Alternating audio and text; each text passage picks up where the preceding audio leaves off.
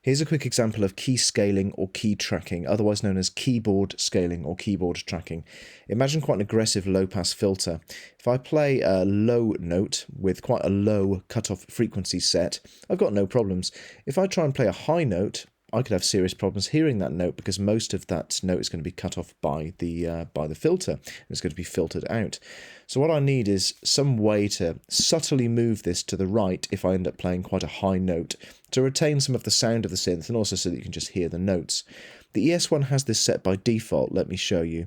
Here's the ES1. Here's this key and it's located by the filter. So this is the key scaling or key tracking or keyboard scaling or keyboard tracking.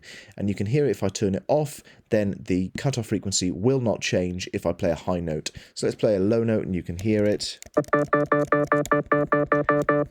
kind of bright. I can still hear bits of the high harmonics if I play a high note.